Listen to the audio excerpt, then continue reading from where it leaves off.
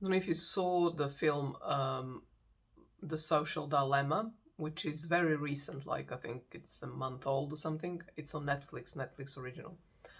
And I saw it completely by accident like last week, I think. And I liked it, but what I loved about it was something I haven't heard many yet talk about, and what I hear around people having a problem with it or loving it is really old story. I mean, old know, like as in old knowing. So, in a nutshell, the film talks about how social media is turning us into Muppets, and the social media is the puppet master, right? So we're kind of becoming brain dead, and we just do what we are told, or we just follow the likes and the links and the clickbaits or whatever, something like that. And that's certainly one of the messages. But and so people are like switching off media, deleting accounts. Hello. How old is this conversation? But maybe it's a different generation that's switching. Maybe it's a newer one, the younger ones, which would be probably more shocking and therefore more revolutionary, I suppose, because it's their world. Anyway, but the one part that I got really excited about, as in, and in the sense that this is what I'm talking about, kind of excited, is that the business model, because this part of where am I? 1 minute, not bad. So this part of this 110-day challenge is about business success and productivity as opposed to just identity, which are kind of like really intertwined, but still. So what got me, what I thought was amazing, and I haven't heard it said like that, spoken about it like that yet, is that essentially, and I still can't be sure how he said it, but that we are the commodity. Maybe this is also an old conversation, but I just missed that part, missed that conversation. I haven't heard it. As in, we we are what social media is selling. And I'm sure, actually, I'm now thinking about it, I'm sure I heard this before, but I don't know. It was the way, I suppose, the whole documentary to be about that, although it was about other stuff I said a minute ago. That was for me exactly. We are turning into the goods that some few big social media platforms are, you know, we are their money. We are their money. Or, yes, or how, no, hold on. Yeah, we are the goods, we are their commodity, so they sell us to the advertisers, and hence the click. So no one's really arguing about that yet. Apart from this one guy who I follow on YouTube, but I mean, I just really, he's a nice guy, and just, really, actually, I got such a nice vibe of him. But it was a couple of things that I was interested in, and I haven't really seen him. It was on productivity or something, so I was interested in that. But I subscribed anyway.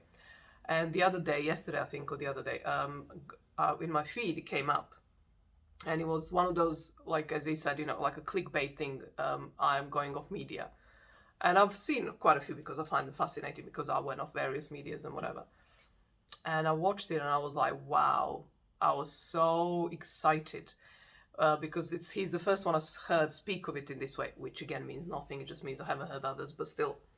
So essentially, he really talks about this, and he talks about it as if it's something on the back of, he kind of got that insight, or um, yeah, insight on the back of the movie, the documentary. And basically, he was talking the business part of it. And his biggest problem, if I, maybe there are bigger problems, but that to me sounded like it was his biggest problem, is that he called it. He said even I felt like I sold my soul to the devil. And throughout this however many minutes long video, he's so nice about it all, because like I say, he just comes across as that sort of guy. But then he actually speaks about being, it's so he says everyone. Well, yeah, but that's not just a blanket statement. There are why we're all so invested in being liked, and um, is because we fear for our life. Because if we are not liked, we may die. Not maybe at the hand of anyone in particular, but just, or maybe not literally, but in the past that's so hardwired in our brain and body. And sorry, just checking my hair. Oh, So yeah, so that's why we want to be liked, because it's safe that way. Um, and he says basically his anger was that YouTube as a studio thing, like behind this there is a YouTube thing. You can see the ranking of your videos, what's doing right, what's doing bad, or whatever, doing well, not.